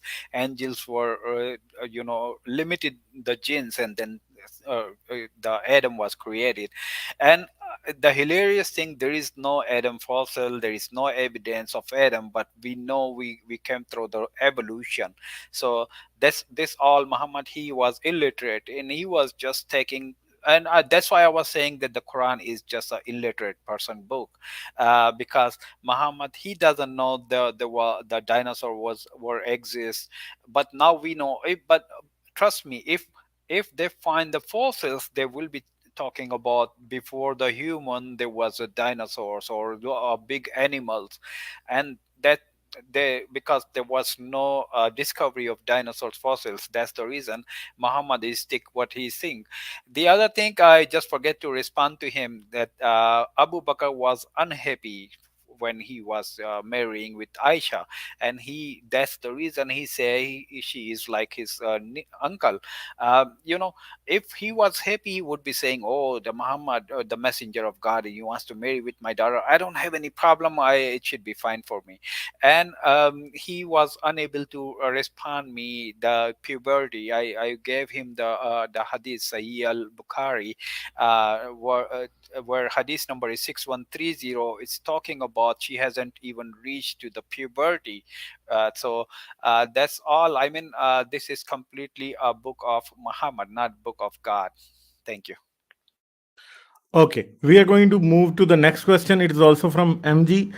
Rasulullah, when he became powerful, why didn't he abolish slavery? But Ashoka the Great in the East did it 1,000 years before Prophet Muhammad. So, Muslim apologist, would you like to start with this one? I think I've already talked about this. I already given the reasons why Islam didn't abolish slavery during the lifetime of the Prophet himself, and I've already mentioned that the Quran was already moving towards, or Islam itself as a whole was already moving towards the abolishment, the gradual abolishment of slavery. Okay, I wouldn't know about Ashoka the Great. Okay, I don't know whether he did abolish or did not abolish slavery. Okay, I don't know, and basically I don't care because all the other empires during the time, bigger empires than Asoka, I guess, like the Romans, the Persians, they were practicing savory. So I don't see why why this matters even. Okay. So just a quick response to Bitter Truth just now, because he raised about the issue of Abu Bakr being surprised about the proposal by the Prophet. No, he did not reject the marriage. He was just asking why the Prophet would want to marry his daughter, because he regarded the Prophet to be his blood brother in a way. And the Prophet said, no, I'm not your blood brother. We are only brothers by faith. We are not brothers by blood. So therefore, it is lawful for me to marry your daughter. Okay. It's not a rejection. If it were a rejection, then the Prophet would not have married Aisha at all. Okay. So please, again, get your facts right. Okay. This kind of mentality, attacking the Prophet in this way, comes from this Orientalist view that, the Prophet was a lecher, the Prophet was a sex maniac. This kind of viewpoint is Western creation, an evil Western creation based on lies and false allegations about my Prophet Sallallahu Alaihi Wasallam. Yeah, thank you. Okay, so Bitter Truth, would you like to reply to this one? Yes. Okay, your Muhammad, time is starting now. Muhammad, he loves little girls, slaves, and he loves even the Sahaba. Bunny, the Sahabas, they love the similar way, and that's the reason it's never been abolished. Uh, like when they took the Safia home and Safia properties, what happened to the guy? One of the guy he proposed, he asked Muhammad, hey Muhammad, can I get one of the slave? And he says, yeah, you can take one. And then he takes Sophia. And later on, the other person, they said, oh, you know what, she is so beautiful, I was thinking to take her, but because this guy, he took her, so let's go and talk to Muhammad, so he will take her from him. And then they go back, and then they talk to Muhammad. Hey Muhammad, why you give it to Dia? The Sahabi name was Dia. And then Muhammad, he proposed him two slave girls, and then he proposed him three slave girls, and then he proposed him two more old women, and then also two male young childs. And that's how he was agree and take those, and then he take back the Sophia and marry with her after rape her. So, and the Quranic verse is also telling, it wasn't me, it was Allah who killed your husband, who killed your father and the other relatives. So Muhammad, he was barbaric mind, and he just want to kill whoever is against him and doesn't want to accept him as a messenger. Thank you. Okay, thank you, Bitter Truth. We are going to move to the next question. Thank you, MG, for asking this question through the super chat. Okay, and Hakeem ji is asking, Muslim apologist, in Quran, we should follow Muhammad's life, but then he got exceptions to marry as many as he like. How could we follow his life? So the question, I'll rephrase it. If it's the sunnah to marry so many wives, how can we follow the sunnah? Because according to the Quran, Muhammad was allowed to have many wives, but today people cannot follow this. So, Muslim apologist, would you like to reply to this one? Hello, I think the hello. fundamental, yeah, okay, thank you. Yeah, Okay, can okay. you start a timer? So your timer is Yeah. starting now. Okay. All right. Okay. So I think the question is actually a bit wrong there. If you don't mind me passing it, I think we follow the example of the Prophet's life. If regards to the marriage, the Sunnah would be to marry more than one wife, obviously, and the Quran already set limits for Muslims as a whole to marry only four. Okay, and this is how we follow his Sunnah. Now, why the Prophet marry more than four? That is a different issue. Okay, the issue is simply because, okay, we regard, or Muslims generally regard, the wives of the Prophet to be our mothers, okay, the mother of the believers. So therefore, for the Prophet to simply, I mean, sorry, I mean, the Prophet was given special permission to keep his wives, but he cannot divorce them. Okay, and he cannot marry any more wives after the verse revealing that Muslims can only marry four was revealed. Okay, so yes, but special permission was given, but there were also things which the Prophet cannot do, such as divorcing his wives. But Muslims can divorce their wives. Okay, when if they marry four, and then we divorce our four wives, and then we marry another four, we are allowed to do this. But the Prophet cannot do this. So that this is a give and take situation. Okay, you need to understand this. And with regards to the Prophet's marriage as a whole, yes, I mean, the Orientalists, they make all kinds of accusations against the Prophet regarding, the marriage of Aisha, the marriage of Safiya, regarding the marriage of Zainab, radiallahu anhum, anha, all of them. Okay, peace, blessings be upon all of them. But this kind of questions regarding the marriage for the Prophet, I think this should be a separate issue altogether. I can't just answer this in 1 minute or 2 minutes. Okay, thank you very much. Okay, thank you. Better Truth, would you like to reply to this? Yes, actually, Muhammad Okay, he your timer divorced. starts now. Yeah, Muhammad actually he divorced, as far as I know, three women, and he was also going to divorce Soda, his second wife. And the Sada says, you can give my turn to Aisha, and that's how he didn't divorce her. And because Sada says, please don't divorce me, keep me in your relation, and you can take my turn to with Aisha. And the Muhammad he was agree. And then the Quran sends the Allah sends the verses, oh, if she is agree to give his time, her time to the next one, there shouldn't be any obligation, and you can still keep her in your relation. That's the Quranic verses is talking about, which is hilarious. I mean, the Quran, again, the God needs to come down and send the verses for every single life of Muhammad. And Muhammad himself, he was unable to say anything to anyone. And the other thing, he was just talking about Abu Bakr. Abu Bakr was unhappy, and he says, I don't want to give my daughter. Why he wants to marry? And when he married with his daughter, then Abu Bakr proposed Fatima to marry with Abu Bakr, but Muhammad said she is too young. Even the other Sahabi, which is Omar, he also proposed to marry with Fatima, and then Muhammad said no, she is too young, and then he married with Ali. Why she is too young to marry with her, and why Aisha is not too young to marry with this Muhammad? This is stupidness, and I think this is what I say. It is from the Muhammad. It's a book of Muhammad, not the book of Allah.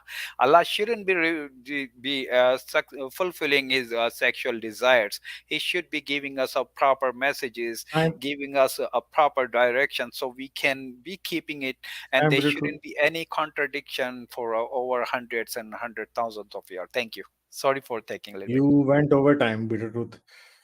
Okay, so uh, I'll move to the next question, and here we have a question for Muslim apologist. Does sky exist? Provide measurable evidence. So you can start now, Not Muslim sure how to apologist. answer this. I mean, you can just look up and you can see the sky. What else? What evidence do you need? I mean, unless if you are blind, right? So yeah, I'm not a scientist to give you facts and figures and to measure. I mean, if you want me to measure the PI and all that, I'm sorry, I'm not the right person to be asked this kind of questions. Okay. Okay, so should we get a reply from you're done here now? Okay, Bitter Truth, would you like to reply to this one? Yeah, well, actually, Muhammad, he saw the blue in a sky, and he thought this is something is very like an object, and it can fall or it can be this. And then he saw the stones like a meteors coming from the sky. So he thought, oh, sky is falling. So the God, he is holding the biggest chunk, so it won't fall. That's why Muhammad, he say the sky doesn't have a pillar, and the God hold him, similar to the God is holding the birds, God is holding the earth, so earth won't displace. So this is all illiterate person book, it is clearly telling me this is not from the God. If there is a creator, there should be a very good description, which cannot be contradicting with even the modern science, and the laws should be worth it for hundreds of hundreds, I would be saying like a billions of years, the our generation to generation. You can just keep those laws, and you can run your country, you can run your economy, you can have a humanity. You are not gonna kill the innocent people based upon their religion, or if they are non-believer, just gonna go and kill them. It is telling me the Muhammad, he doesn't have a tolerance. That's why he was ordering to kill the people, behead them up, and the sky is not able to fall, and this and that. These all illiterate person book, and that's why it is like that. So I would be saying this is a stupid God, or it's a Muhammad who just thinking the way he think, and put it into the Quran. Thank you. Okay, thank you, Bitter Truth. We are going to take the next question. It is from Dr. Wolf. Dr. Wolf is saying, question to Bitter Truth. Although your whole presentation was about this, but what would it take for you to say that Quran is the book of Allah? What is that one single thing that can convince you? So, Bitter Truth, would you like to give an answer to this one? Yes, if there is something really real, and it is under the microscope of the science, and the science is also confirming that, or the humanity, or the other things which is more convincible, uh, then I would be saying, yeah, it is from the God. But unfortunately, whenever I read Quran, and whenever I read the translation, because I don't know Arabic, I would be less convinced. And when I look at the universe, when I look at the cosmology, when I look at the medical, like embryology, or cell division, or other things, like evolution, I am less convinced why the God is talking about the Adam, the God he sent the Adam. There is no, Adam and Eve exist, and this is a false story. And the Quran says we human for about 9,000 years, but now the modern science is talking about we are being about 200,000 years. So there is hundreds of bunch of errors. And when I look at the history and historian, what they talk about the religion, how it started, and why Muhammad was killing innocent people, it is less convincing me that this is really a real religion, or this is really from the God. So I hope I answered the question. And there is a hundreds of issue with the Quranic books and the hadiths, and even the historian, when I read it, I feel like I feel so sorry for those people who've been killed by Muhammad and his forces, and been raped their children, and their wives, and the other people. And none of the scholar is disclosing the history of Islam, because they know if they disclose, nobody is gonna be stick with religion of Islam. Thank you. Okay, so Dr. Wolf's question is still very relevant to you, the Muslim apologist. So, Can I is there respond to that? anything that would convince you that Quran is not the book of Allah? Okay, I need to sorry, I need to open my camera because I Yeah. wanted to say something on this. So yeah, I have several books here. Okay, I'm going to share the title with the audience. Okay, so there's this, Okay. the Quran, an Internet Challenge by Muhammad Abdul Adras, Uh-huh. and there's also the Sciences of the Quran. It tells you about the history of the Quran, its compilation, etc. And there's also this, okay, Azami, okay, the history of the Quranic text from revelation Mhm. to compilation. You should, I think, anyone who wants to understand the Quran, they should actually study it instead of making baseless accusations against it. Okay, it's interesting that my opponent keeps saying illiterate person writing a book, illiterate person writing a book, because if an elite, don't you find it strange that an illiterate person, a person who cannot read and write, has written a book? Don't you see the contradiction there, the irony there, in claiming that someone who's illiterate could actually write a book that has convinced 1.6 billion people around the world? And if you look at Islamic history, what began as a small movement in the city of Mecca, it rose up to become a great empire from this one person, this illiterate man. So this itself is also a testament to the divine origins of the Quran. And this is something which I think has not been addressed actually by my opponent. He keeps harping on the metaphorical, the language, the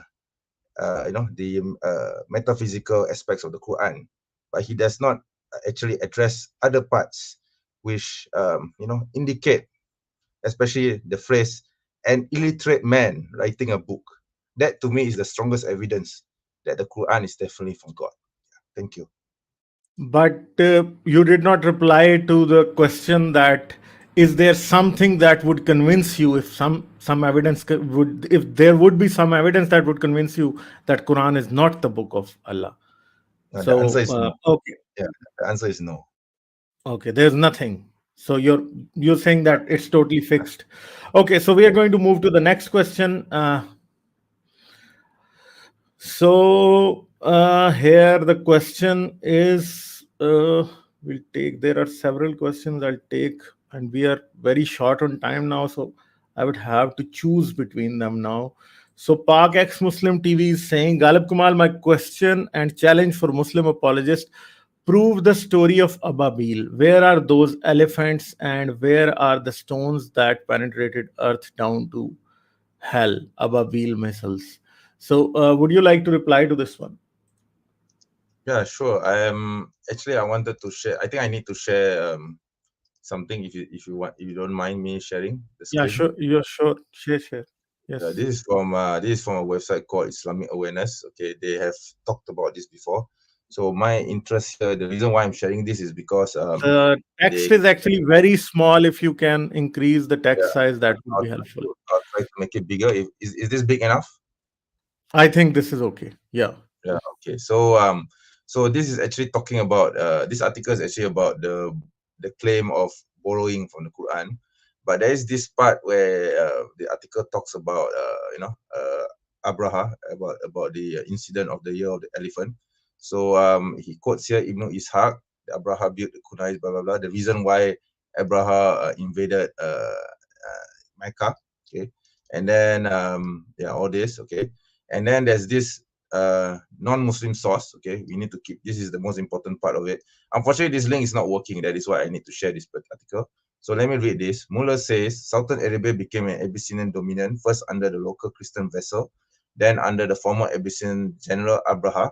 In 542, an inscription dated 547 reporting of a campaign against the rebellious Mad in central Arabia states that Abraha had already styled himself king. The most recently dated inscription of the Himarite era is from the AD 554. It virtually marks the end of the well-documented ancient Southern Arabian epoch and heralds the decline of the Sabo-Himarite Empire. Towards the end of his reign, Abraha launched yet another military campaign against the north. Now, north here means Mecca, okay, which has been preserved in the memory of the Arabs because of the elephants accompanying it.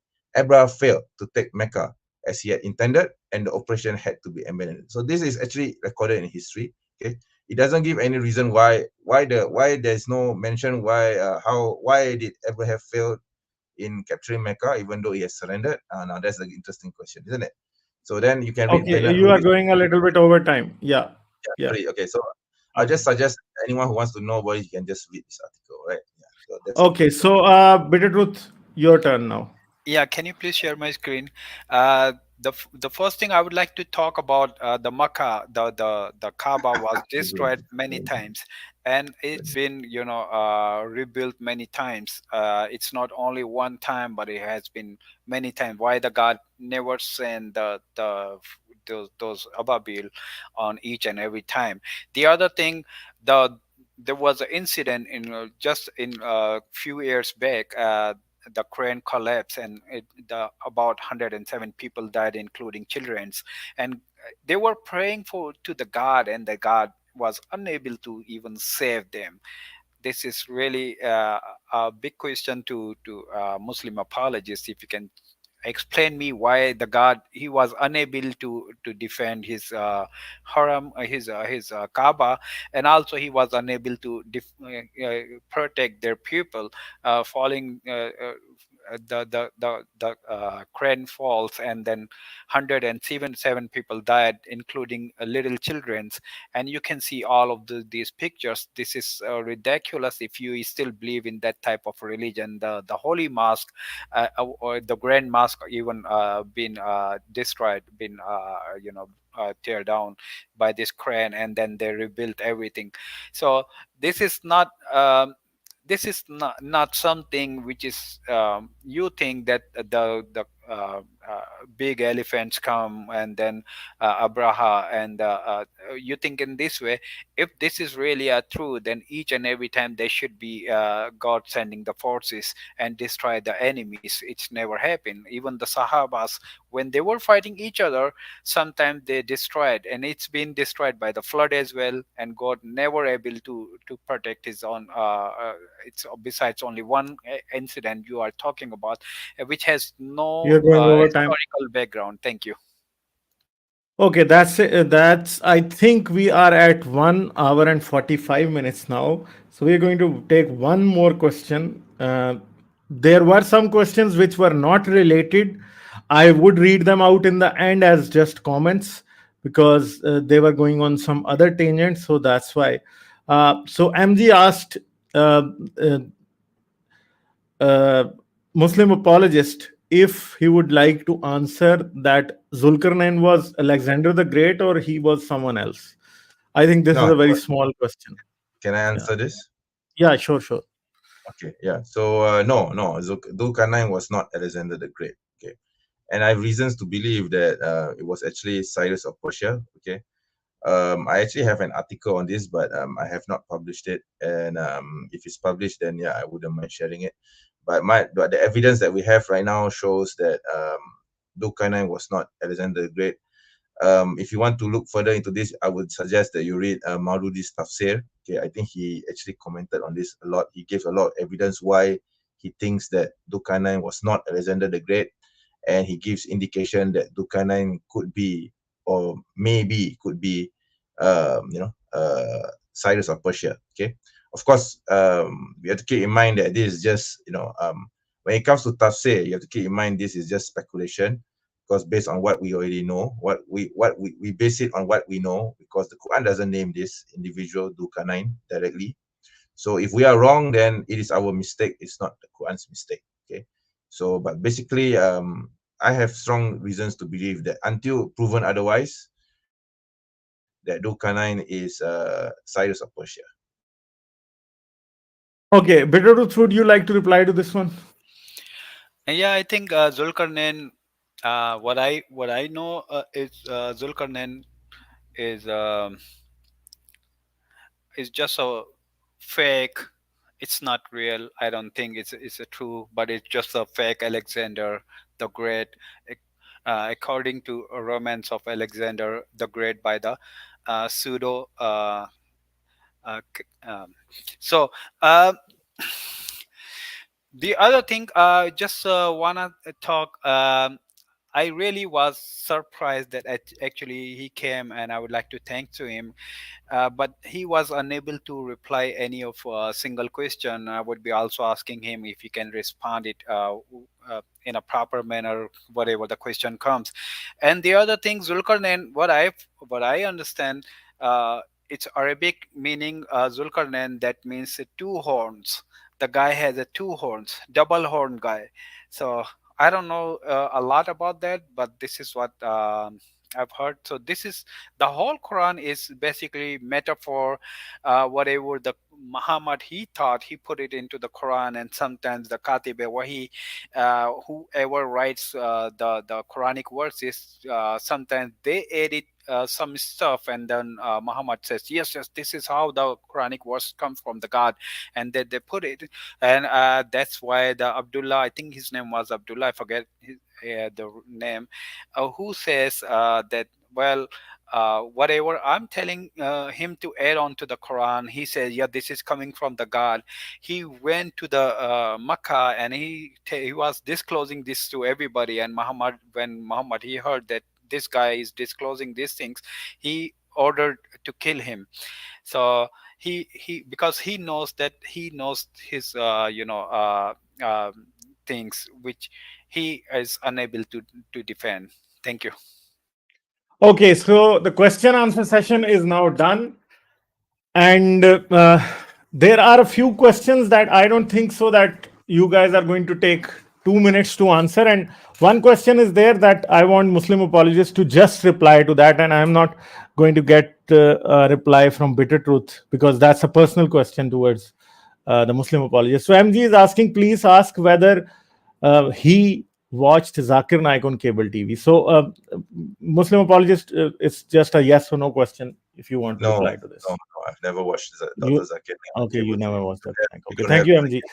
cable. Okay, okay. So that's it. So now we are going to this closing remarks section. So Muslim apologist, we would like you to go first because at the beginning, Bitter Truth went first. So uh, I'll give you 5 minutes for that. So I'll start two timers first, the 3 minute and then the 2 minute one. So it's Okay, up to you what you okay. want to say. I probably would take less time than that. I don't know. Okay, but anyway, yeah, I mean, I think on the whole, yeah, it has been a good discussion, I guess. But I think the discussion was sidetracked by other issues, okay, such as slavery, the marriage of the Prophet to Aisha, the Prophet's certain marriages to, like Safia, Sauda, Zainab, maybe Rodeo or Anha. So I don't think these issues are relevant to the actual topic, which is basically is the Quran, the book of God, or the book of Muhammad. Okay, so these issues concerning the Prophet's personal life, this is a separate issue altogether, and I'll be most happy to debate on that. Right. With regards to slavery, as I mentioned, this is an institution. There's no right or wrong in this. Okay, the Islam has okay, Islam can exist in a world where there's slavery, and it can exist in a world where there's no slavery, and this is the beauty of Islam. Okay, and this is something which actually points to its divine origin because Islam can adapt in both situations. Okay, it's not something which other religions can do. Okay, and yeah, with regards to the metaphorical, the metaphysical, the imagery that the Quran gives, yeah, these are all part of the Arabic language. Yeah, it's balaga. Okay, as I've said many times, you know, the Quran is not a book of science; it's a book of science. Yeah, you need to look past the language that the Quran uses. Don't simply look at it as a book of science and try to understand the Quran with an open mind and open heart. I believe that if anyone does this, then they can find the truth, right? And with regards to the laws of Islam and so on, yeah, these are all issues which are uh, doesn't really relate to the topic, and yeah, we can have a separate debate on that, right? So yeah, I think I hope I've covered it all. I hope I may have missed out. If I did miss out, then yeah, maybe you can propose a separate debate for those issues that I missed out, because I can't cover everything in 2 minutes. Okay, yeah, and there's so many side issues here which I want to address, but I feel like I need to stick to the topic, which is basically, is Quran the book of God? I say yes, based on my opening statement, based on the evidence I already gave, with regards to its literary miracle, with regards to its ethics, with regards to its history. I don't think that this is a book that can be written by an illiterate man that can conquer the world. Okay, thank you very much. Okay, thank you. So we are going to move to Bitter Truth. Bitter Truth, you want to start now? Share my screen, can you please? Okay. Yeah. Okay. And do I have 5 minutes or 3 minutes? You Can have you? 5 minutes. Oh, it's showing First, three I minutes. will run this 3 minute timer and then the 2 minute timer. Okay, can you please reset? Because I was just asking if it is possible. If the Muslim apologist allows it, I'll reset Yes, it. Muslim apologist, Yeah, can you yeah, please? go ahead, go ahead. Okay. Yeah. Okay, thank you very much. The reason I bring up those things because to understand the Quran, if the Quran is really a book of God, there is a scientific errors like the God he holds the birds. We know it's air. That's how the birds can fly. Even the plane can fly if there is air. If there is an air gap, then the plane starts falling. And sometimes when we are flying, because I'm a frequent flyer, so there's sometimes it happens, and then we feel it. Oh, it's like a plunging, or it's like falling. Uh, Similar thing, the meteors is coming from the when two asteroid collides, the fragments coming. It's not the jinn. This is also ancient time stories. And then the god, he needs to swear of things like a human, by the time, by the Lord, by Allah, by Lord, by Quran, by drive, by scattering, and the other thing like a by horse even. This is like a hilarious to me. It's our human nature. When we want someone to believe it, we say, I swear of God, I swear of this. It's not, God doesn't need to swear. God just need to send the order, and that's it. And then I talk about the Muhammad personal life. Why God he needs to get involved in his personal life? He's supposed to, if the Islam is for the humanity, for the humans, they shouldn't be private things, like a personal thing. The God is coming towards to his wives, and God is coming uh, and giving messages for the guest, and God is coming and telling to the wives, Muhammad can divorce you. It's someone is coming and say, hey, Muhammad can divorce you and he's gonna get a better wives. This is a human talks. This is not a God word. God is not gonna use this type of stupid words and telling this is my word. So this is just a common sense, even though if you just use your common sense. And when I talk about the soda, because you says the messenger of God never divorce or never this and that, and I bring up soda because he was going to divorce her, and then the God is saying the words is, when the soda was agree on something, okay, you can give my turn to Aisha.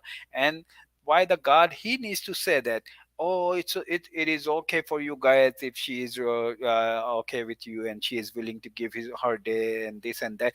This is all the human words which we found in Quran. That's why I said this book is not a good book of God, but this is a book of Muhammad. The other thing, when somebody asked the question about the Alexander the Great. Alexander the Great, according to romance of Alexander the Great by the pseudo Calistines. Pseudo Calistines. So this is, another joke that he put something is even not real in Quran. He think the sky is there is a sky, and sky can fall, and God is restraining sky. This is a human thinking. On that time, the people, they think in this way, oh, sky can fall, so the God, there is no pillar, so the God is restraining. So there is a bunch of things. It is telling me it's a human mind, human brain, how he thinks or how he heard from other peoples. He put it on like embryology. Aristotle, he says the sperm turns into the blood clot, and blood clot turns into the bones, into the flesh, and flesh turns into the bone. And that's what the embryology stages shows into the Quran. And this is completely wrong. Now we know sperm goes through the vagina, through the uterus, and it penetrate the pelisoda, 30 seconds. and then that's how egg fertilize, and that egg goes to the uterine wall. So anyhow, it was my pleasure to talk to you, and I really appreciate that at least you came. There is a lot of Muslim apologists. I don't understand why they don't want to debate with Ghalib Kamal, but thank you very much for Ghalib Bhai, and thank you very much for Muslim apologists. And I was fully disappointed you never able to give me any correct answer where I can be satisfied from you. Thank you. Okay, guys, so this is it. And I'd like to thank both the participants. You behaved very well, because usually, whenever there are debates, people misbehave, people don't behave in a proper way.